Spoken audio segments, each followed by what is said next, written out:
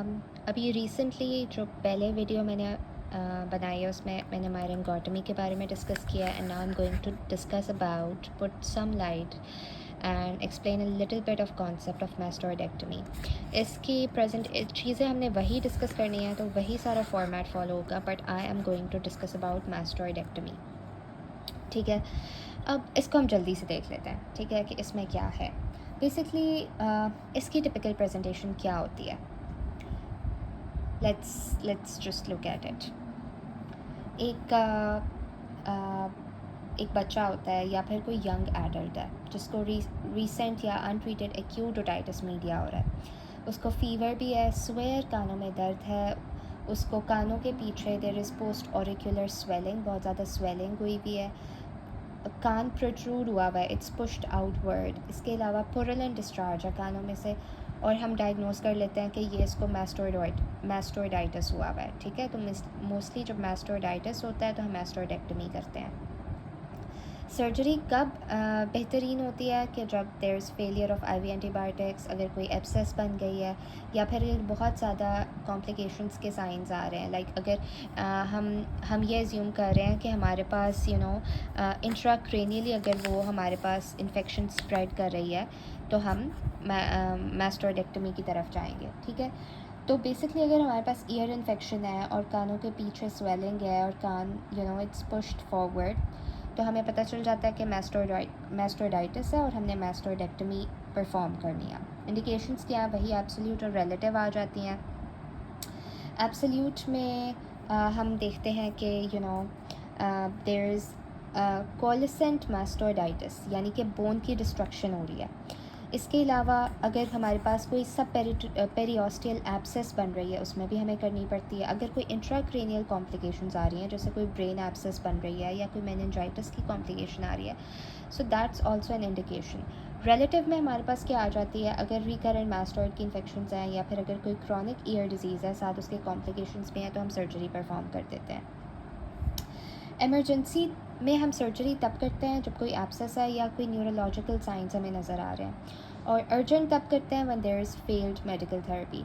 इसकी कॉन्ट्राइंडिकेशंस क्या है, एज सच तो कोई लाइफ थ्रेटनिंग इन्फेक्शन नहीं, मतलब एज सच एज कोई कॉम्प्लिकेशन नहीं होती। रिलेटिव कॉम्प्लिकेशंस में हम देख लेते हैं कोगुलोपैथी हो सकती है, और दूसरा पुअर सर्जिकल कैंडिडेट अगर है तो दैट्स ऑल्सो रिलेटिव कॉन्ट्राइंडिकेशन कि हम ये सर्जरी ना परफॉर्म करें। अब बेसिकली जो की स्ट्रक्चर है ना जिसको हम फोकस कर रहे हैं इस सर्जरी में, मास्टोइडेक्टमी में, that's the mastoid region, the name says it all. ठीक है, ये टेम्पोरल बोन का एक पार्ट होता है, इसमें एयर सेल्स होते हैं प्रेजेंट जो कि मिडल ईयर के साथ कनेक्टेड होते हैं। ठीक है, तो यहाँ पर हम इस रीजन में हमने सर्जरी करनी है। और कौन से स्ट्रक्चर्स रिस्क पर होते हैं, what are the structures which are at risk. Facial nerve सबसे पहले, ठीक है, cranial nerve 7, facial nerve, facial paralysis हो सकता है अगर इसकी इंजरी हो जाए। नंबर 2 पे सिग्मॉइड साइनस, अगर इसको कोई इंजरी हो जाए तो स्वेयर ब्लीडिंग हो सकती है। नंबर 3 पे इनर ईयर, अगर इनर ईयर में कोई इंजरी हो जाए तो न्यूरोसेंसरी हेयरिंग लॉस हो सकता है, या फिर अगर ब्रेन में या कोई ड्यूरा मैटर में इंजरी हो जाए तो मेनिंजाइटिस या एब्सेस हो सकती है।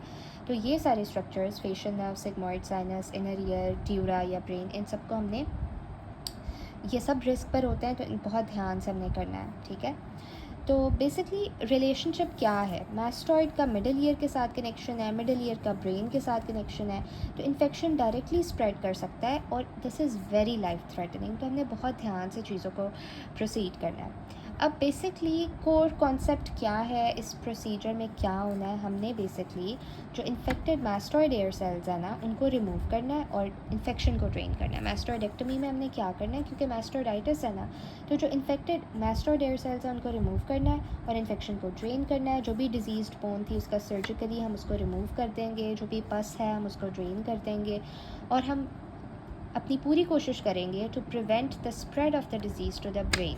ठीक है, इन्फेक्शन ताकि ब्रेन तक ना पहुँचे।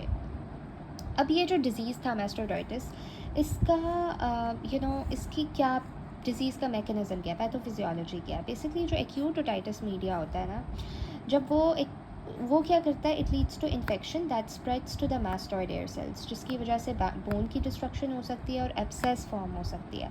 सर्जरी तब इसलिए वर्क करती है क्योंकि जो नेक्रोटिक बोन है ना, क्योंकि बोन इफ़ेक्ट हो रही है, नेक्रोटिक बोन को एंटीबायोटिक्स पेनिट्रेट नहीं कर सकती। एंटीबायोटिक्स वेरी पुअरली पेनिट्रेट अ नेक्रोटिक बोन। तो हमें नेक्रोटिक बोन को अल्टीमेटली रिमूव ही करना पड़ता है, ठीक है। इन्फेक्टेड बोन को हमने रिमूव ही करना पड़ता है, क्योंकि इन्फेक्टेड बोन बेसिकली इन्फेक्शन का सोर्स है, उसको हम एलिमिनेट कर देंगे। और दूसरा ये कि हम इंट्राक्रेनियली स्प्रेड भी इस तरह से प्रिवेंट कर सकते हैं। So that's it. अब हम इसकी कॉम्प्लिकेशंस अगर डिस्कस करें तो अर्ली कॉम्प्लिकेशंस में वही ब्लीडिंग, इन्फेक्शन और फेशियल नर्व इंजरी हो सकती है। और लेट में हमारे पास हेयरिंग लॉस हो सकती है, रिकरेंस डिजीज़ फिर से हो गया, मसला फिर से हो गया, या क्रॉनिक ईयर ड्रेनेज है, ठीक है। सबसे कॉमन हम देखते हैं जो हमारे पास कॉम्प्लिकेशन आ रही होती है, that is persistent drainage, otorrhoea, ठीक है, परसिस्टेंट ड्रेनेज। और सबसे ज़्यादा डेंजरस क्या होती है, फेशियल नर्व पैरालिसिस या फिर इंट्राक्रेनियल स्प्रेड इस सर्जरी में। पोस्ट ऑप केयर में हम पहले तो मॉनिटर कर रहे होते हैं कि हम फेशियल नर्व का फंक्शन सही है। हम पेशेंट को कहते हैं स्माइल करके देखें कि वो प्रॉपरली स्माइल कर रहा है। फेशियल नर्व सप्लाई कर रही होती है ना फेशियल मसल्स को, तो अगर हम उसको असेस करते हैं, अगर वो ठीक है तो फिर तो कोई मसला नहीं है। दूसरा हेयरिंग को असेस करते हैं और इन्फेक्शन के साइंस वगैरह चेक करते हैं। बाकी रेड फ्लैग्स क्या है कि अगर हमें कोई फेशियल एसिमेट्री नज़र आ रही है तो हम हिसाब लगा सकते हैं कि इसको कोई फेशियल नर्व को तो नहीं नुकसान पहुंच गया। अगर उसको कोई परसिस्टेंट फीवर है, ये भी हमारे पास एक रेड फ्लैग है। या फिर अगर कोई न्यूरोलॉजिकल साइंस आ रहे हैं, जैसे हेड एक मुसलसल उसको हो रहा है, या फिर there is confusion, the patient is confuse, तो ये सारी चीज़ें रेड फ्लैग्स हैं। इनको आपने इग्नोर नहीं करना। अब बेसिकली अब आपने क्या चीज़ जो है उसको ध्यान में रखना है, वो ये बात है कि अगर if there is this is something wrong, जो बात मैं आपको बताने लगी हूँ कि अगर हमारे पास वर्सनिंग मास्टोइडाइटिस है और हम एंटीबायोटिक्स ही कंटिन्यू करते जा रहे हैं और सर्जरी नहीं कर रहे, तो ये गलत चीज़ है। हमने सर्जिकल ड्रेनेज करना है, हमने मास्टोइडेक्टमी करनी है, ठीक है। तो बेसिकली हमने चीज़ क्या रिकग्नाइज़ करनी है, पेशेंट अगर हमारे पास आया ईयर इन्फेक्शन के साथ, उसको पोस्ट ऑरिकुलर स्वेलिंग भी है और उसका कान डिस्प्लेस्ड है, तो इसका मतलब है उसको मास्टोइडाइटिस है और हमने उसकी मास्टोइडेक्टमी करनी है। और जो मास्टोइडाइटिस है, इट्स अ सर्जिकल डिज़ीज़। अगर ये बहुत ज़्यादा कॉम्प्लिकेटेड हो जाए, इसकी सर्जरी ही करनी पड़ती है, ठीक है। सो ये था हमारे पास। अगर हम मास्टोइडेक्टमी को कंपेयर करें ना एक्यूट ओटाइटिस मीडिया मास्टोइडाइटिस से, तो बेसिकली जो एक्यूट ओटाइटिस मीडिया है उसकी साइड मिडल ईयर होती है, मास्टोइडाइटिस की मास्टोइड बोन होती है, और मास्टोइडेक्टमी इनका सर्जिकल ट्रीटमेंट है। स्वेरिटी जो एक्यूट ओटाइटिस मीडिया है, that's mild to moderate. Mastoiditis बहुत स्वेयर डिजीज़ होता है और इसमें मास्टोइडेक्टमी ही डेफिनेटिव ट्रीटमेंट है। एक्यूट ओटाइटिस मीडिया जो होता है ना, उसको हम एक्यूट ओटाइटिस मीडिया को हम एंटीबायोटिक्स से भी ट्रीट कर सकते हैं। जो मास्टोइडाइटिस है उसको हम आईवी एंटीबायोटिक्स देते हैं विद और विदाउट सर्जरी। अगर कॉम्प्लिकेटेड ज़्यादा है तो फिर सर्जरी ही होती है। और एक्यूट ओटाइटिस मीडिया की ऐसा कोई कॉम्प्लिकेशंस नहीं होती, मास्टोइडाइटिस की हो सकती हैं, इंट्राक्रेनियल कॉम्प्लिकेशन स्प्रेड हो सकता है वहाँ पर। और मास्टोइडेक्टमी का फ़ायदा क्या है कि वो स्प्रेड को प्रिवेंट करती है। अब लेट्स डिस्कस अ क्लिनिकल विनियट कि फॉर एग्ज़ाम्पल अगर मैं आपसे कहूँ कि एक 6 साल का बच्चा आया और वो प्रेजेंट कर रहा है फ़ीवर के साथ, उसको कान में शदीद दर्द है, कानों के पीछे स्वेलिंग भी बहुत ज़्यादा हुई हुई है और कान फॉरवर्ड पुश्ड है, ठीक है, आगे की तरफ पुश हुआ हुआ है, और हिस्ट्री में वो कहता है उसको रीसेंट अनट्रीटेड ईयर इन्फेक्शन है।